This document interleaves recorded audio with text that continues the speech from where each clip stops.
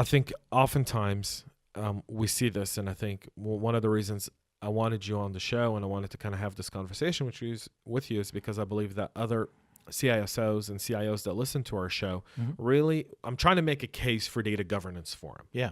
Right? Yeah. Because I feel like there's CISOs and you know, they kind of go in brackets, and you said it. You know, you're starting to see CISOs that come from CTO. Yeah, you get a technology guy, who becomes CISO. security guy who has no idea what security is all about. Sure. And is trying to learn security on the job, which I feel like all of within itself is already a false decision being made by the board to put this person in that role. But I also understand you can't always find the right security people to fill a role, right? Yeah. There is a shortage today. There is. It's a hot market out there for sure. It is. Yeah. And when you're a chief information security officer, you get about 2 job offers a week. Right? Hey, jump ship, come here. We'll pay you more, right? And a lot of it has to do with, you know, you don't want to really be jumping ship every 2 to 3 months. But the idea of data governance and really for the CISO role is I look at the CISOs who are great security guys, brilliant in what they do, have a great holistic approach. They're just really bad. They just need so much help in building the business case to get it across to the CEO, to the board, to the CFO. That's where your role becomes. That's where governance is key. Right. That's the business case. Here's your one pager. Here's the facts. So it's funny because before I came into the security group specifically, I played this role with data scientists. Right. Data scientists, you know, can be doing the best work possible, but they have trouble communicating the value. Right. You know, you need somebody who can understand the details and kind of turn that into, you know, the story. What does it really mean? Right. What does it mean? Why is it important? And what's actionable? What do I do off of this information? Right. You know, if you can't answer those questions, then you're measuring the wrong thing. One of the very interesting reads I was having about data governance was the fact that it really is kind of the ultimate exercise in how to manage your data, how to build roles, and how to manage your decision-making capabilities in those matters. Do you feel like as security folks start to look at data more under the microscopic eye of specific data that's really, really crucial for the success of an organization, do you feel like the decision-making process can really change, the discussion can really be a better, more educated, more business-focused discussion around security rather than the traditional kind of, I call it the FUD effect of security? Yeah, absolutely. I mean, I think, you know, with this type of role I'm in, and like I've said, I've seen more of these types of roles opening up. You know, I think companies before shot from the hip a little bit more, where they'd have these scorecards that are, you know, red, yellow, green, and then, you know, a CISO would hone in on red and be like, wow, I'm red. What does that really mean? And, you know, you get a lot of looks like, yeah, you know, we're in bad shape there. There's something we have to do, but they can't really quantify it, right? So being more precise is what this governance function will do. Help them be more precise around their risks and really drive action, whether it's, you know, I need to reallocate resources, or I need to hire more resources, or, you know, we have a technology gap here. These are all things that a data governance program can enable. When you think of a CISO's decision-making capabilities as they build kind of their technology and vendor pipeline under budget for the next year or two, and I'm making a case for you here, but it really, to me, data governance becomes the ultimate kind of, hey, we don't need this because we already have this, and if we just implement this a little bit better, we can use that money elsewhere. Yeah.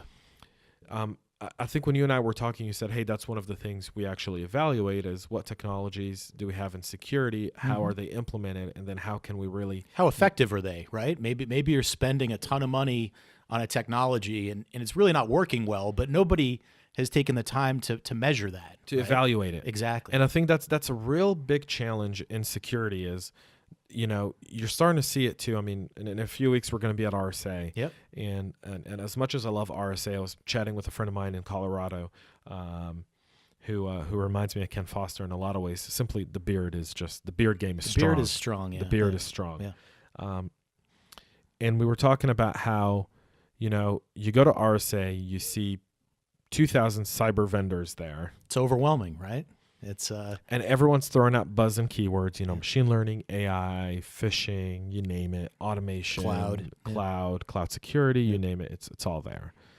But there isn't a real way to measure an effectiveness of a product. And I think a lot of it has to do with how, a CISO builds his infrastructure, all these different roles that all these different things that play a very significant role in cybersecurity. But data governance also addresses a lot of that. And when people go to RSA, I feel like a lot of times they're just looking for the great shiny object. Right? Yeah. They're not really looking at it in depth. And I also feel like vendors waste a lot of money sometimes going to something where they have no potential of acquiring anything. Yeah. But they're just there because they're trying to be a shiny object and they don't understand. They have to be there, right? It's the big show. And they feel like they need to have a booth there. We're going because the state of Georgia essentially said, hey, come broadcast from our booth. Yeah. Last year I went and I left after a day and a half. Yeah. Like, I mean, I spend I'm from San Francisco. Okay. Well, I'm from San Francisco. So for me, it was just like, hey, that's fine. I'm going to go eat. I'm going to go to my favorite places. I'm going to go see my family. That's what I'm going to go do. I'm really going to go to the show for about a day and a half, and then I'm leaving. Mm-hmm. I mean, I think that was my biggest challenge was that piece. Have you been to RSA before? I haven't gone to RSA before, no. When you go to cyber shows, what are some of the cybersecurity? I mean, you and I were just talking about it before we started. Hey, cybersecurity conferences in Atlanta, ton of them, one a week. One a week. Yeah. Every week, one a week. All the same. Mm-hmm. What stands out for you when it comes to conferences or where you spend your time? I mean, when I choose to go to a conference, there's a few factors I have in mind. I mean, the networking component is always important to me, right? Especially here in Atlanta. I think I've spent a lot of time just focusing on my network, and it's been really valuable throughout my career.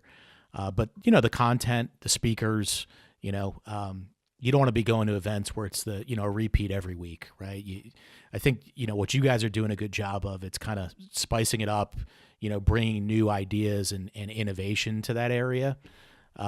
You want to learn something tangible that you can bring back, but there's also just collaboration with your peers, right? That's been the most valuable to me, where, if I have an issue or a question, I have kind of a bench of people I can reach out to personally, say, hey, have you ever seen this before? How'd you attack this problem? And that's why the Atlanta community is fantastic. I mean, there's stuff every week. You've just got to pick and choose, or it'll swallow you up, I mean, I think next week we have 3 back-to-back cyber events. Yeah. 3. Yeah. Back-to-back. Yeah, I don't generally don't sign up for the 3 back-to-backs, but I mean, it's insane. I find it when you speak to other ecosystems, you see a little bit more, I want to say, a better united front in dealing with cyber. So a lot of the different bodies come together and go, hey, let's do something that really addresses everyone in one fell swoop. And there are different types of events. I mean, I think you see a lot more, being the event calendar is so challenging in Atlanta. You see a lot of just dinner events, right? Which are easier for execs to get to because you don't have to, be out of the office all day. I have trouble sitting through the, 3-day or week-long conference setting. It's just too much at this point. I think there's when you go to a 3-day conference, I think the expectation is always, when you go to something like RSA, you typically look at a track. Right. A group of speakers you pick and choose what you want to see. Yeah. Right. Yeah. And so you go, hey, I'm going to fly in Tuesday morning. I'm going to leave Wednesday night. I'm going to go see these 4 speakers. I'm going to take these 7, 8, 10 meetings, and I'm going to let these 2 guys buy me dinner because it's San Francisco and shit, it's expensive. Yeah. It is. They'll get you. Yeah. Yeah. So you kind of see that when you look, you kind of brought up a very good point, which is, you kind of see the Atlanta community really come together. You see there's a lot of support from peers here. Do you get the same feedback from outside of Atlanta? I don't hear as much in other communities, and it's, when I go to events, in different regions, I don't think they have the same communities we have. I think some do, but especially in the fintech space here, it's booming right now. Atlanta is definitely the place to be for fintech.